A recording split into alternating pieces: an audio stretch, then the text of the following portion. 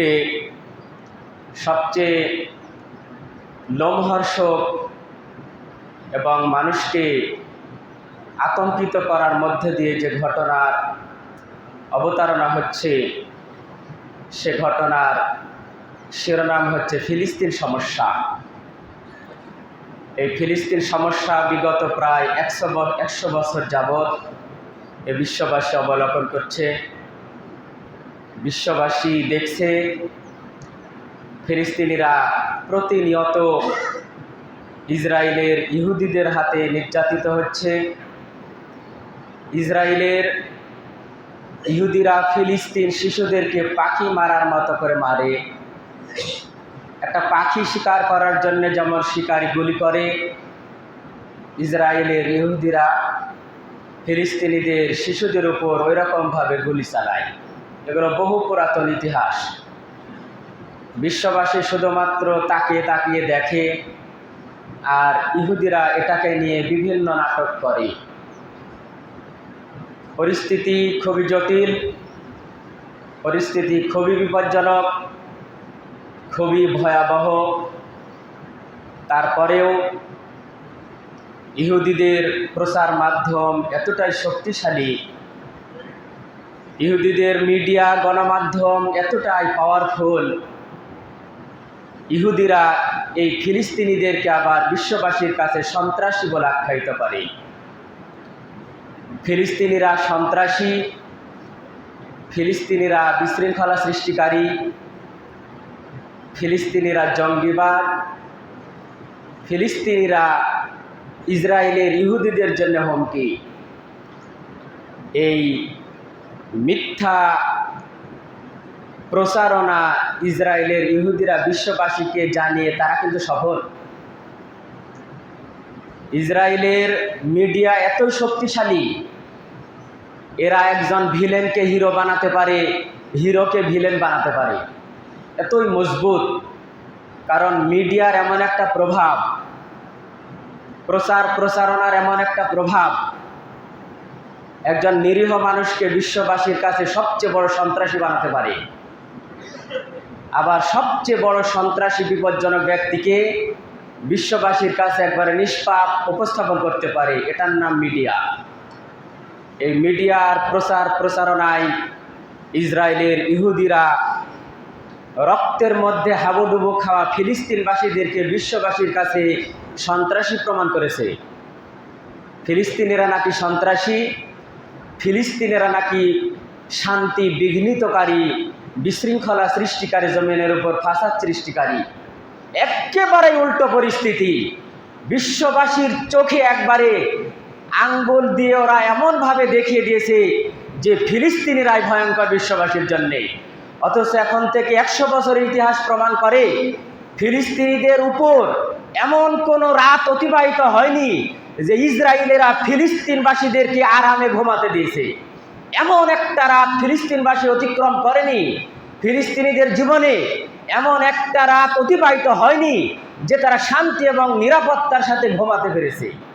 এই হচ্ছে ফিলিস্তিনবাসীদের মর্মান্তিক এবং লোমহর্ষক ইতিহাস। কারণ কি?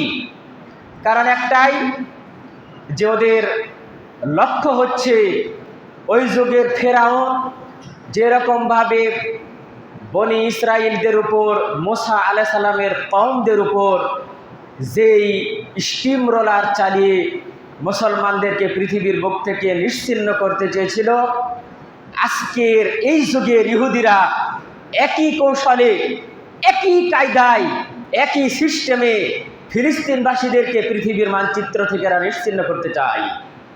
একই কায়দা, ওই যুগের ফেরাউনের কায়দা, এই যুগের ইহুদিদের কায়দা একই রকম। আমার আলোচনার শিরোনাম ছিল, গত জুমার ধারাবাহিকভাবে আমরা যে জায়গায় ছিলাম, ফেরাউন স্বপ্নে দেখল যে বাইতুল মুকাদ্দাস থেকে মসজিদুল আকসার দিক থেকে, আজকে যে মসজিদুল আকসাকে নিয়ে এই কাহিনী চলছে, ওই মসজিদুল আকসা কেন্দ্রিক গোটা পৃথিবীর সব ইতিহাস, মসজিদুল আকসাকে কেন্দ্র করেই পৃথিবীর সব কাহিনী, মসজিদুল আকসাকে কেন্দ্র করেই পৃথিবীতে যত নবী এবং রাসূলের আগমন ঘটেছে, প্রত্যেক প্রত্যেকটা নবী এবং রাসূল মসজিদুল আকসা কেন্দ্রিক। ফেরাউন একদিন স্বপ্নে দেখছে যে মসজিদুল আকসার ওই দিক থেকে, বাইতুল মুকাদ্দাস থেকে আগুনের একটা বিশাল ফোয়ারা, বিশাল অগ্নিকুণ্ডের একটা লেলিহান শিখা মিশরের দিকে আসছে। ফেরাউনের যে মিশরের যে সংসদ ভবন, মিশরের দিকে আসছে সে আগুনের বিশাল লেলিহান শিখা, এবং সে আগুনের লেলিহান শিখা মিশরবাসীদের মধ্যে ফেরাউনের যারা বংশধর ইপ্তবাসীদেরকে জ্বালিয়ে পুড়িয়ে নিঃশেষ করে দিচ্ছে।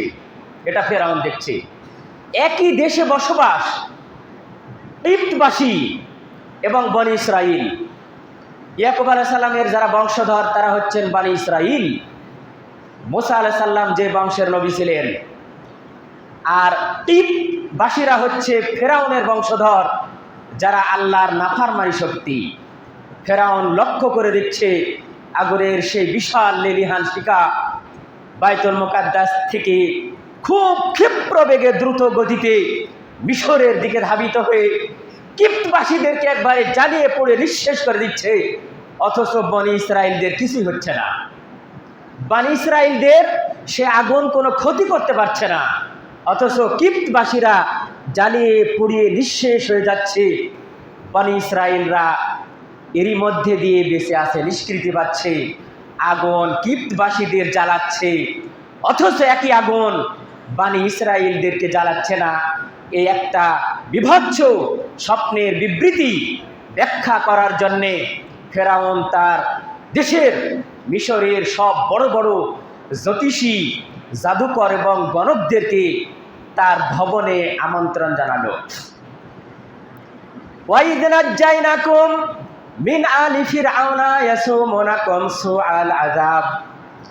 সূরা বাকারার 49 নম্বর আয়াতে আল্লাহ সুবহানাহু ওয়া তাআলা বলছেন, ওয়াইদ নাজ্জাইনাকুম, হে মুহাম্মদ সাল্লাল্লাহু আলাইহি ওয়াসাল্লাম আপনি স্মরণ করুন, আর যখন আমি তোমাদেরকে ফেরাউনের সেই মর্মান্তিক শাস্তির, সেই তীব্র ক্ষিপ্রতর ফেরাউনের সেই দলবলের সেই তাণ্ডব লীলা ছিল, বনি ইসরাইলদেরকে নিঃশেষ করার জন্যে ফেরাউন যে মহাপরিকল্পনা এটি ছিল, এরকম বিশাল একটা মহা ষড়যন্ত্র, মর্মান্তিক শাস্তির হাত থেকে আমি তোমাদেরকে নাজাত দিলাম।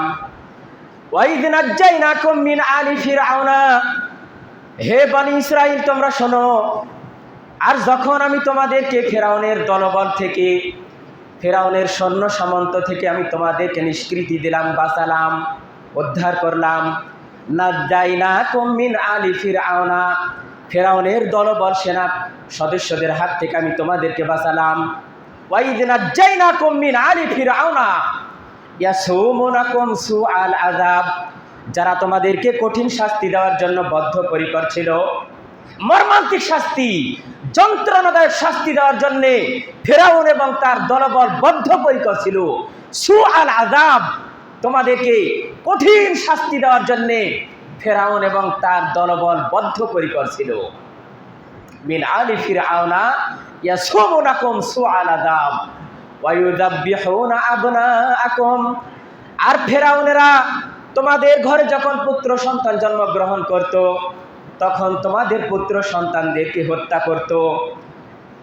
তোমাদের ঘরে যখন ফুটফুটে পুত্র সন্তান আসতো, মাতৃগর্ভ থেকে, মায়ের পেট থেকে যখন একটা ছেলে সন্তান জন্মগ্রহণ করত, তখন ফেরাউনের যে কতল বাহিনী ছিল, ফেরাউনের যে বাহিনী প্রেরণ করা ছিল দেশের মধ্যে, গোটা দেশের সব মাকে তন্ন তন্ন করে খুঁজছিল ফেরাউনের সেই নিযুক্ত জল্লাদ বাহিনীরা, যে কোন মা গর্ভবতী, কোন মা সন্তান সম্ভবা অন্তঃসত্ত্বা, সেই মাকে খুঁজে খুঁজে তারা তালিকা করত, এবং একজন জল্লাদ এবং একজন ধাত্রী নিয়োগ করা ছিল।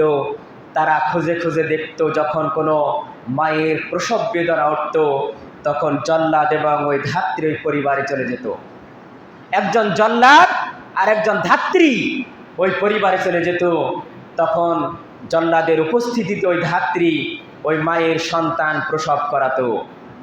সুআল আযাব ওয়া ইউযাব্বিহুনা আবনাকুম, ইউজাব্বিহুনা মানে কি জবে করতো, জবে করতো। ইউজাব্বিহুনা আবনাকুম, তোমাদের পুত্র সন্তানদেরকে জবে করতো। জল্লাদের সামনে যখন ধাত্রী কোনো মায়ের পেট থেকে যখন পুত্র সন্তান প্রসব করাতো, তখন ওই মায়ের চোখের সামনে জল্লাদ ওই পুত্র সন্তানকে এইভাবে জবে করতো। এটাই ছিল সেই বিশাল যন্ত্রণাদায়ক মর্মান্তিক শাস্তির বদ্ধ পরিকর অবস্থার অন্যতম একটা প্রধান শিরোনাম। বনী ইসরাইলদের মায়ের পেট থেকে পুত্র সন্তান জন্মগ্রহণ করলেই ইউজাব্বিহুনা আবনাকুম ওয়া ইস্তাহয়ুনা নিসাকুম, তোমাদের পুত্র সন্তানদেরকে ফেরাউন তার জল্লাদ দ্বারা জবে করাতো এবং কন্যা সন্তান হলে তাকে নিষ্কৃতি দিত, তাকে বাঁচাতো। কেন? ওয়া ইস্তাহয়ুনা নিসাকুম অফি যালিকুম বালাউম মির রাব্বিকুম আযীম, এটা ছিল তোমাদের রবের পক্ষ থেকে তোমাদের জন্য বিশাল অগ্নি পরীক্ষা। রব্বিকুম আযীম, তোমাদের রবের পক্ষ থেকে, হে বনী ইসরাইল শোনো, তোমাদের জন্য তোমাদের রবের পক্ষ থেকে এটা ছিল বিশাল পরীক্ষা। ওয়াইদ ফারাকনা বিকুমুল বাহর, আর যখন আমি তোমাদেরকে তোমাদের জন্যে, তোমাদের বাঁচার জন্যে, তোমাদের নিষ্কৃতি দেওয়ার জন্যে আমি যখন সাগরের মধ্যে যখন রাস্তা তৈরি করলাম, ওয়াইদ ফারাকনাকুম, আর আমি তোমাদের জন্য পৃথক করে দিলাম, আমি তোমাদের জন্য একটা সুন্দর রাস্তা তৈরি করে দিলাম। বিকমল বাহার, সাগরের মধ্যে দিয়ে তোমরা চলাচল করবে, তোমাদের জন্য একটা কত আমার নিয়ামত। ওয়াইদ ফারাকনা বিকমল বাহার ফাআনজাইনাকুম, আমি তোমাদেরকে বাঁচিয়ে দিলাম। আল্লাহ সুবহানাহু ওয়া তাআলা বলছেন, ফেরাউন এবং তার দলবল যখন তোমাদেরকে একবারে নিঃশেষ করে দেওয়ার জন্যে, মূসা এবং তার সঙ্গী সাথীদেরকে নিঃশেষ করে দেওয়ার জন্যে ফেরাউন এবং তার দলবল চতুর্দিকে ঘিরে ফেলল, তিন দিক।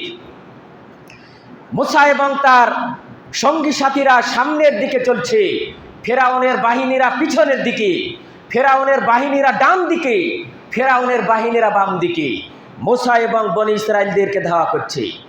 এই সময়ের পরিস্থিতি আল্লাহ সুবহানাহু ওয়া তাআলা বলছেন, ফেরাউন এবং তার দলবল যখন তোমাদেরকে ধাওয়া করলো, পিছনের দিকে ফেরাউনের বাহিনী, ডান দিকে ফেরাউনের বাহিনী, বাম দিকে ফেরাউনের বাহিনী, তোমরা চলছো ফেরাউন এবং তার দলবলদের হাত থেকে বাঁচার জন্যে, তোমরা সামনের দিকে এগিয়ে যাচ্ছ।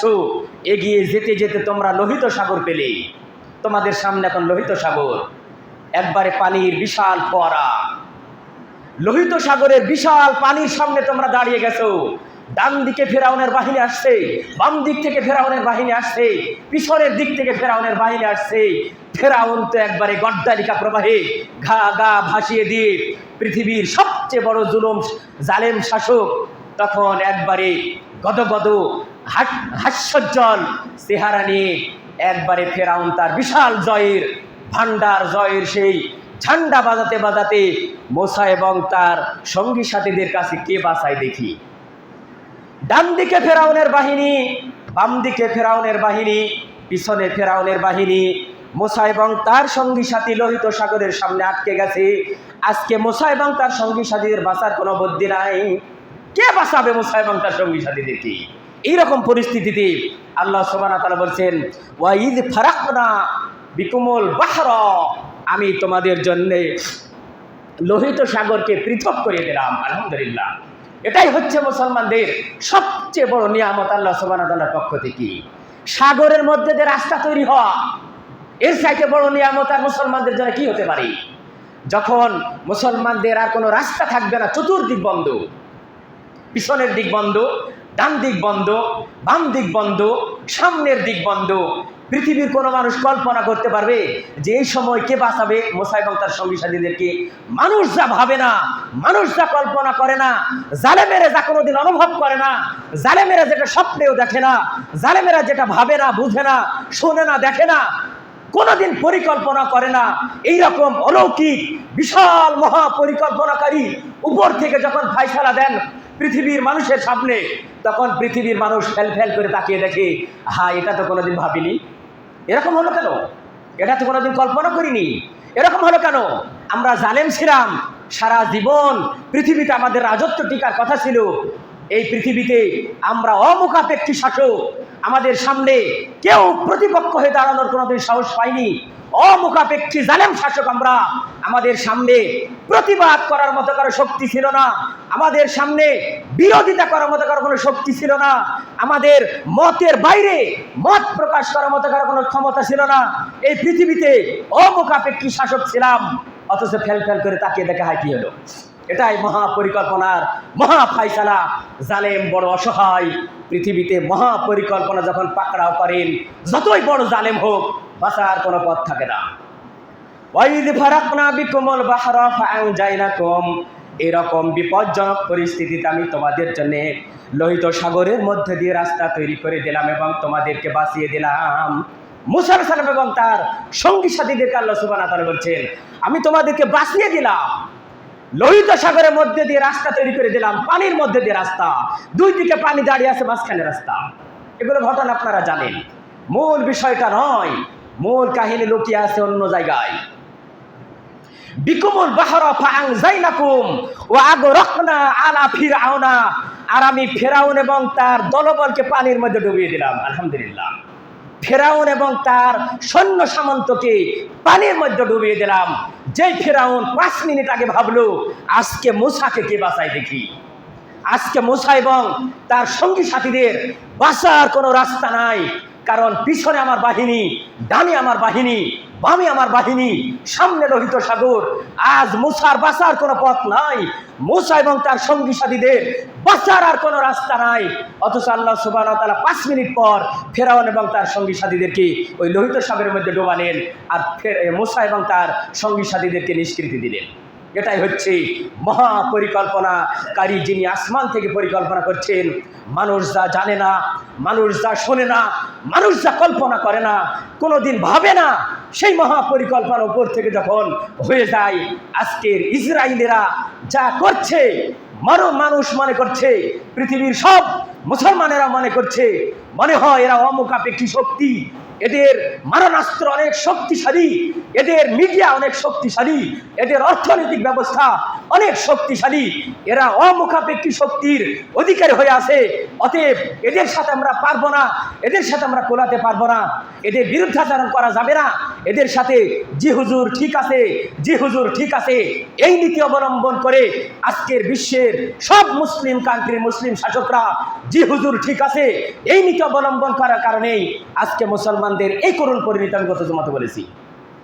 শুধুমাত্র একটাই কারণ, জি হুজুর ঠিক আছে বিশ্বের মোড়ল আমেরিকার সামনে আজ পর্যন্ত কোনো মুসলিম শাসক বজ্রকণ্ঠে উচ্চারণ করতে পারলো না। এটা কি হচ্ছে? এটা গণতন্ত্রের নামে, এটা বিশ্ব মানবতার নামে ফিলিস্তিনে এটা কি ঘটছে? এরকম একটা বজ্রকণ্ঠ আজ পর্যন্ত পৃথিবীর কোনো মুসলিম শাসক উচ্চারণ করতে পারেনি। কারণ একটাই, বিশ্ব মোড়লকে রাজি খুশি করে আমার চেয়ার রক্ষা করতেই হবে।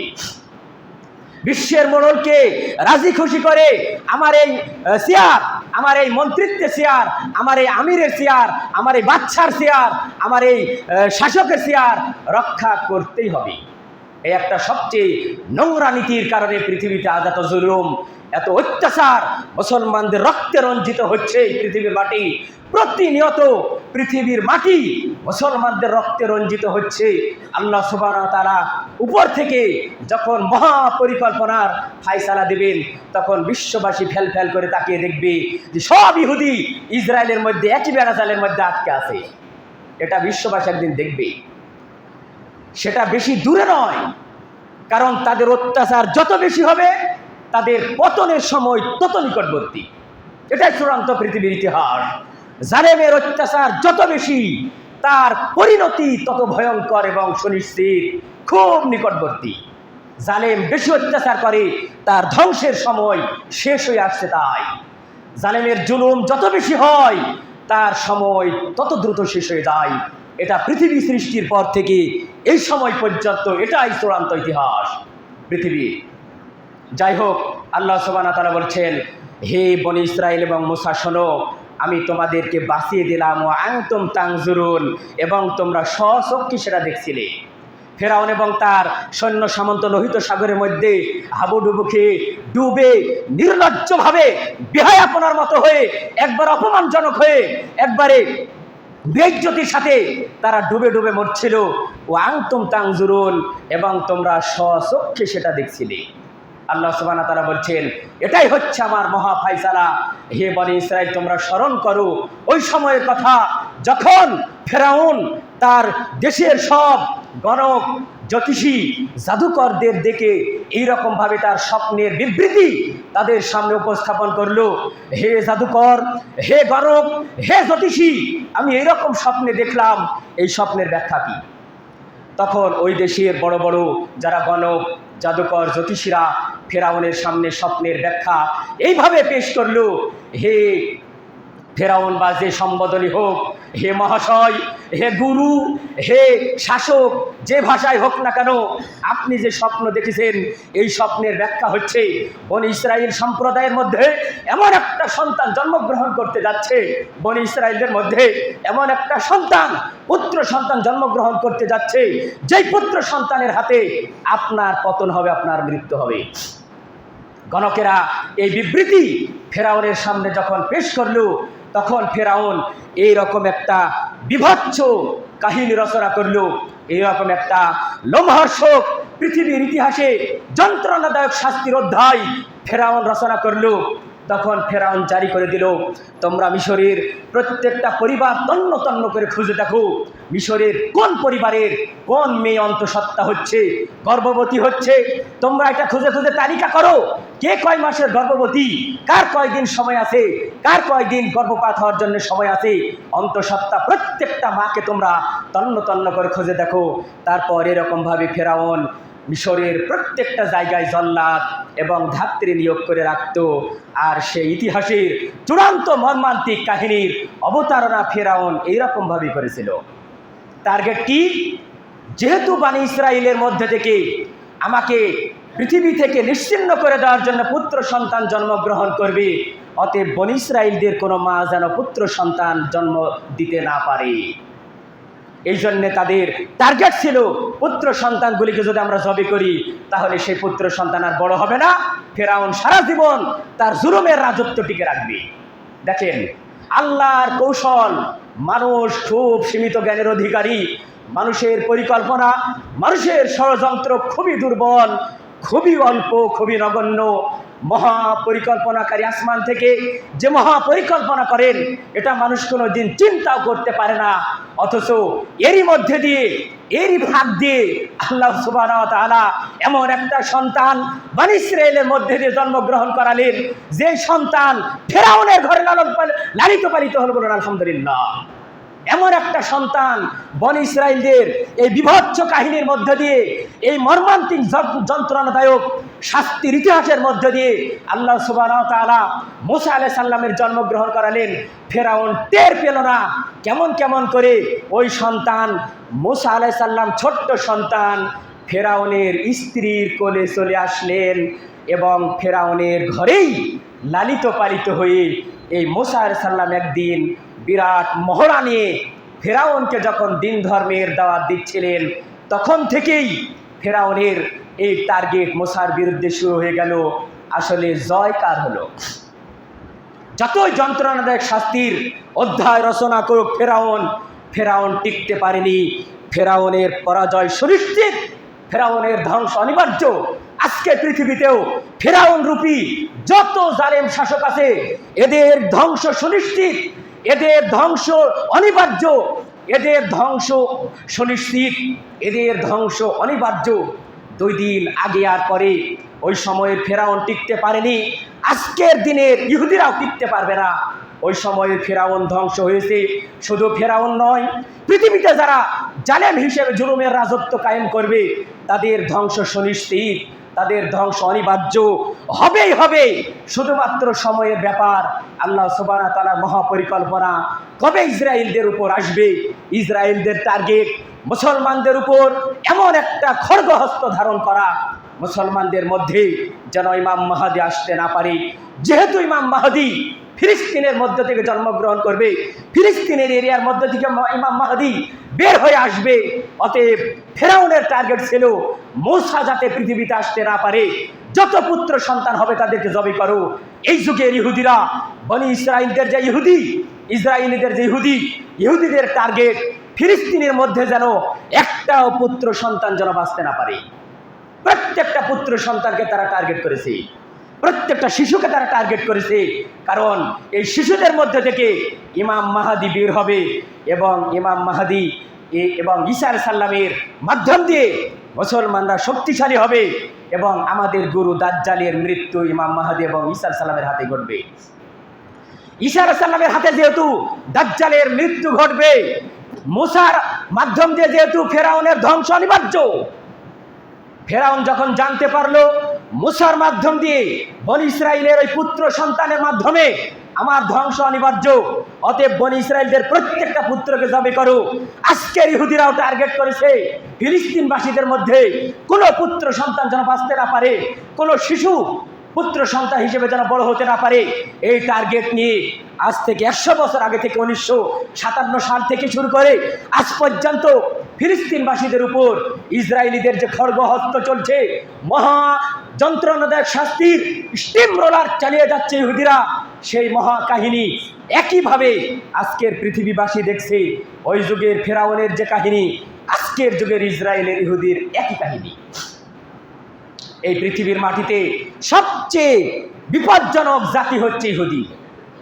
এরা সবচেয়ে সুচতুর, সবচেয়ে সূক্ষ্ম মহাপরিকল্পনাকারী। পৃথিবীবাসী এমন কোনো জাতিকে দেখবে না যে জাতির পরিকল্পনা ষড়যন্ত্র ইহুদিদের পরিকল্পনাকে অতিক্রম করতে পারে। এরকম জাতি পৃথিবীবাসী কোনোদিন দেখবে না।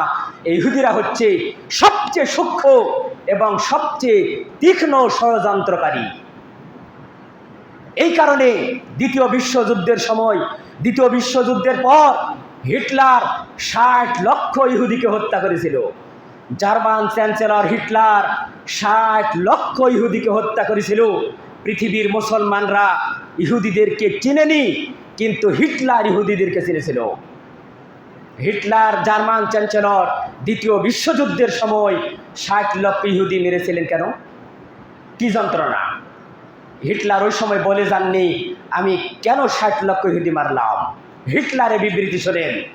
হিটলার বলেছিল আজকে আমি 60 লক্ষ ইহুদি হত্যা করলাম, পৃথিবীবাসী আমার নিন্দা করছে, পৃথিবীবাসী আমাকে ধিক্কার দিচ্ছে, অথচ এখন পৃথিবীতে বিভিন্ন জায়গাতে কিছু ইহুদি এখনো ছড়িয়ে ছিটিয়ে আছে যাদেরকে আমি নিঃশেষ করতে পারলাম না। কিছু ইহুদি এখনো পৃথিবীতে ছড়িয়ে ছিটিয়ে থাকলো। পৃথিবীর এই ইহুদিরা যখন পরবর্তী প্রজন্ম হিসেবে জন্মগ্রহণ করবে আবার, তখন এই পৃথিবীবাসী একদিন বলবে হিটলার কেন 60 লক্ষ ইহুদি হত্যা করেছিল। আজকে যেমন বলছে, আজকে যেমন পৃথিবীবাসী বুঝতে পারছে যে হিটলার কেন 60 লক্ষ ইহুদি ওই দিন হত্যা করেছিল, পৃথিবীবাসী আজকে বুঝছে যে হিটলার কেন এদেরকেও শেষ করলো না, এই বাকি কয়জন ইহুদিদেরকে কেন শেষ করলো না সেই দিন। অন্তত এটা আমরা এখন হাড়ে হাড়ে টের পাচ্ছি। হিটলার কেন 60 লক্ষ ইহুদি হত্যা করেছিল সেটা আমরা এখন বুঝতে পারছি। এই হচ্ছে ইহুদিদের জ্বালা, এই হচ্ছে ইহুদি জাতি। পৃথিবীবাসীকে সব সময়ের জন্য এরা কষ্টের মধ্যে রাখে, পৃথিবীবাসীকে সব সময়ের জন্য এরা যন্ত্রণা দেয়, কষ্ট দেয়। পৃথিবীতে এত সূক্ষ্ম মহাপরিকল্পনা ষড়যন্ত্রকারী জাতি কোনোদিন ছিল না, কোনোদিন হবেও না। এদের দুর্গতি কি ছিল? মহা বিপদের অধিবাসীরা ছিল।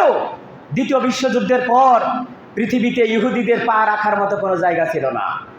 এত ওই বিপদগ্রস্ত জাতি, ইহুদিরা এত অসহায়, এত বিপদগ্রস্ত জাতি যে তাদের একটু ঘর বাড়ি করে যে থাকবে এরকম পৃথিবীতে কোনো বাস্তবিকতা ছিল না।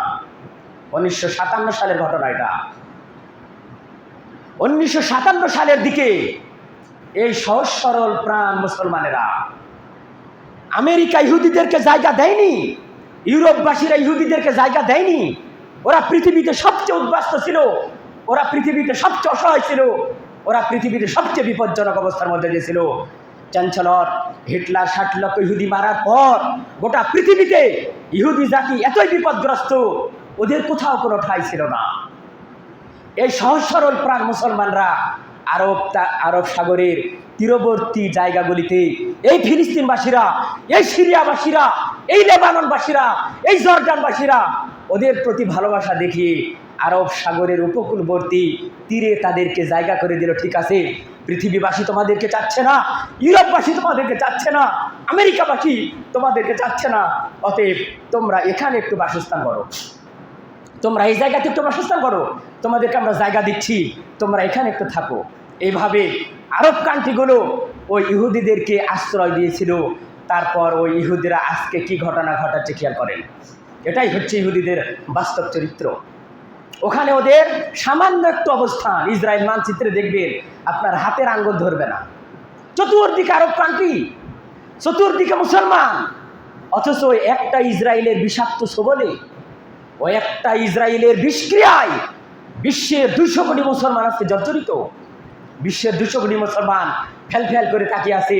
হাই, ফিলিস্তিনবাসী রক্ত ঝরছে, ফিলিস্তিনবাসীর কি বিভৎস চেহারা, ফিলিস্তিনিদের লাশ আজকে আকাশে উঠছে বোমার আঘাতে, মাইলের পর মাইল, একবারে জনমানব শূন্য বিস্তীর্ণ এলাকা, জনমানব শূন্য নিশ্চিহ্ন করে দিচ্ছে ইহুদিরা। আজকে বিশ্ববাসী তাকে ফেল ফেল করে তাকিয়ে দেখছে এবং হিটলারের ওই কথারই বাস্তবতা উপেক্ষা করছে, ওই কথারই বাস্তবতা হাড়ে হাড়ে টের পাচ্ছে মুসলমানরা। হিটলার বলেছিল একদিন বিশ্ববাসী জানবে এই হিটলার কেন 60 লক্ষ ইহুদিকে মেরেছিল। আমি কিছু ইহুদি রেখে গেলাম যারা পৃথিবীর বিভিন্ন জায়গাতে ছড়িয়ে ছিটিয়ে থাকলো।